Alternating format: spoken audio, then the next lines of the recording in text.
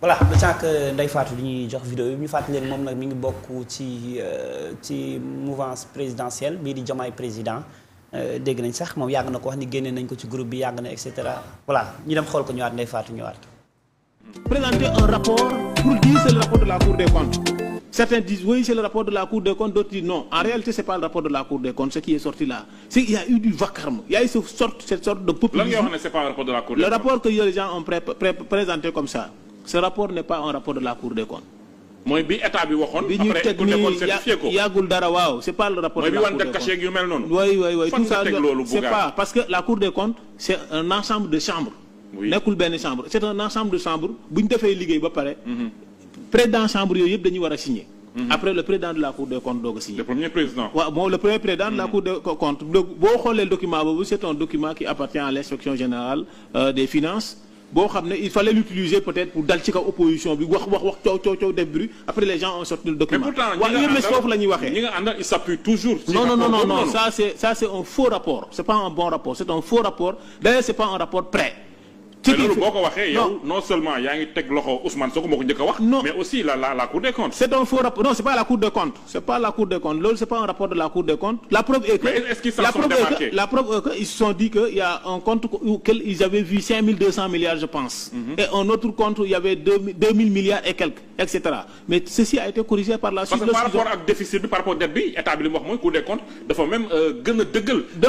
la Cour des comptes ça c'est même pas un rapport de la Cour des comptes je vous dis ça c'est un document de l'inspection des finances. C'est pas la Cour des comptes. Rapport bu daf lay wóor ne loolu du rapport et ils ont parti même à corriger ce rapport là et c'est à partir de ce populisme là. De ce rapport populiste je vais dire que tey ñu am problème ak les institutions financières. Parce que produire nañ un document c'est fiable c'est pas fiable on ne sait pas mais les institutions financières ont eu accès à ce document là ils ont dit qu'il y a une dette cachée de 2400 milliards prouvez-nous ça. On ne peut pas le prouver dans la mesure où ces 2400 milliards qui étaient dans ce rapport de la Cour des comptes perdus. On les a vus dans la loi de rectificatif de la voilà Serigne c'est-à-dire que lu mu bëgg a wax en fait de manière très claire c'est-à-dire que rapport bi nga xamante ñun Sénégal yi ñu si nekkoon di wax ñu ne Cour des comptes moo ko daal di publier moom nee na rapport boobu du rapport Cour des comptes daanaka sax faux rapport la ko tuddee bu nit yi publier parce que bon ñàkk déglu nga à peu près li nga xamante moom la wax accusation yi wala révélation yi xaw na doy waaram. waaw nañ ko yóbbu si yoon. parce que li mu wax nii du dëgg. ndax Cour des comptes ñi produire rapport bi génnoon nañ. ba expliquer lan moo tax rapport bi yéex. Le président avait parlé en fait. oui expliquer nañ lu tax rapport bi yéex. lu tax rapport bi amul signature yooyu yëpp expliquer woon nañ. Cour des comptes ñoo génn te Cour des comptes il ne faut pas les considérer comme des politiques duñu ay politiciens. Ce sont des magistrats yu prêter serment assermentés. te rapport bi ñu produire. même rapport lañ doon produire sous le régime de Macky Sall avec des critiques. kon li mu wax nii na ko assumer. parce que nee na c'est un faux rapport Cour des comptes dañoo ko bind. non seulement yaa ngi discréditer la Cour des comptes. parce que lii nga def division de fausse nouvelle la. en grand. lii division fausse nouvelle la. non dama lay laajee. xaaral ma daa xaaral Serigne division de fausse nouvelle la. wala du moom. du moom. li mu wax nii du dëgg. du moom parce que pourquoi. te nag boo ko il a précisé amoon c'est-à-dire que indi na ay précisions. waa précision yi mu indi. loolu Cour des comptes wax na ci bu yàgg. gannaaw xanaa déglu conférence de presse bi ñu animé woon fii. te gis naa benn waa Cour des comptes génn. ne rapport bi ñoom defuñu ko. est non après kooku sax dañoo génnaat. grand ñaari génn la xam naa nag amoo jot pour déglu leen. loolu la.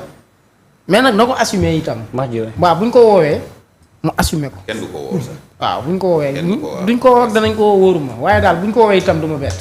moom bu ñu ko woowee man du ma bett man. lan lañ ci mën a jàngatee à chaque fois nit yi di bon je l'ai pas dit audace mais parfois nit yi di def ay yenn affirmation yi ci loo xamante ni amaana sax mën nañ leen ci oo comme mën nañ ci mën a oo. c'est que xam nga parce que tuumaal également état bu Sénégal laa koy lay xaw a nduróol. oui tuumaal état bu Sénégal. ci rapport yi parce que rapport bu dee Cour des comptes. c'est différent parce que pourquoi. amul tuumal état Sénégal. on a ñun am nañu respect. ci les institutions du Sénégal. mais s'il y a des rapports yoo xamante ne ci légalité bi jaarul ci institution yooyu noonu ay nit ñoo ko defal dañ ci ñaaw xel di koy dénoncer c'est ça le problème ñun les institutions du Sénégal on a le respect la justice on a le respect parce que xam nañ ne ñoo ngi def seen liggéey mais si on constate que y a des rapports qui ont été conçus par un élément de Pastef publié ko ñun dañ ci wax dañ ciy wax dama ne kii Ouzin dañ ciy wax rapport bu doon waa Pastef ko defar jàpp naa ni Cour des comptes moom nekkul instrument boo xam ne day toog rek seetaan leen ay nit di produire ay rapport di ci def ay cachet wala signature Cour des comptes ils sont capables de tout dama ne li mu def infraction bu grave la te nee naa la boo xëyee dégg ñu woolu ko bu mu la bett parce que mat naa woolu parce que kii li muy def nii li mu ci jublu mooy jaxase xel yi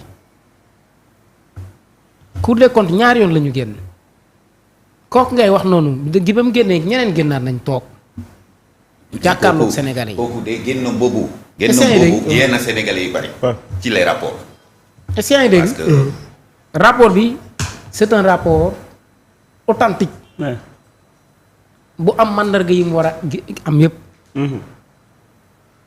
man nag dama jàpp ni Bougane mii moom day xaru rek xarawul de waaw lu tax ma ni nag day xaru parce que depuis un certain temps maa ngi koy dégg muy wax mais il déborde carrément il déborde des fois day wax ba da ngay tiit dem ci ay bërëb ñu jox ko tàllal ko micro muy wax rek di taaweeku rek buñ la woowee nga ni liberté d'expression lañ la jàppee te li ma jaaxal ñoom ñëpp ci coalition Diomaye lañ nekkoon kuñ ci dàq daal ngay door a wax wala ku ci dem ba la nga doon seenu amoo ko rek joxuñu la benn poste de responsabilité nga génne naa wax man na pour man c'est peine perdue quoi en tout cas division de fausses nouvelles la def parce que le rapport authentique moom la gaa yi yor ba jox ko benn cabinet muy def liggéey bi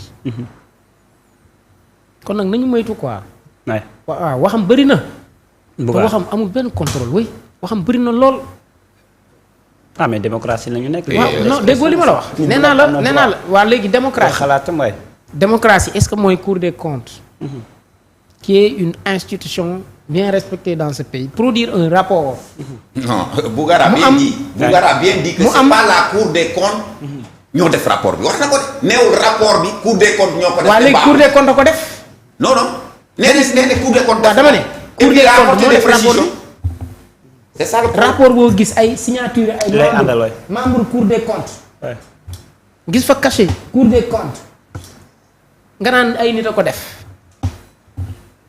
soo waay kii tuuma bu garaaw la def de tuuma bu garaaw la def d'accord alors Sagna ndax nga déggee waxam yi vous savez kii que kay li mu waroon wax na ko parce que man heure bu may wax nga dugg Bougane c'est un intellectuel li mu waroon wax na ko di man su may wax dugal na ci waxam Serigne il a milité pour Pastef il est toujours précis sur ses propos toujours il apporte des précisions Serigne naan dinañ ko woo Bougane il a été clair parce que xam nga lu tax mu ne ce rapport là n'a pas été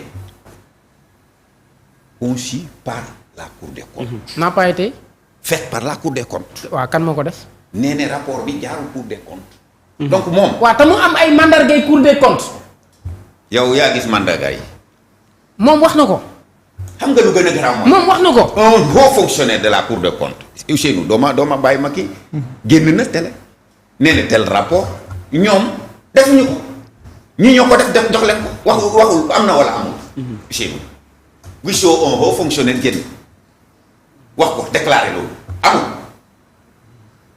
non waxal rek mais mu dëggal say wax nag mais c'est-à-dire que lu gis ñëpp gis da ngay naan gis naa ko kan la ci bon yow daal mais damay daa am na tur kañ la si baax na xaw ma turam mais gis naa de après naa gëstu réseaux sociaux yi bu yeboo nga gëstu ko naa ko gëstu yaa ko gën a xam Serigne bi gis na ko nee na am na keneen ku gisaat am na keneen ku génnaat bi nga ma ne kii bu mu génnee mais am na keneen ku génnaat wax lan xam nga mu ne cour de kii nu mu tuddati rapport ñoom bu ñu jot ñu du ñoom ñoo ko def dañ koo def jox leen ko loolu la wax loolu wax na lu leen d'accord alors voilà bu ñu Fama boo amee question booy laaj waay c'est bon laaj ko sa waay non laaj Serigne.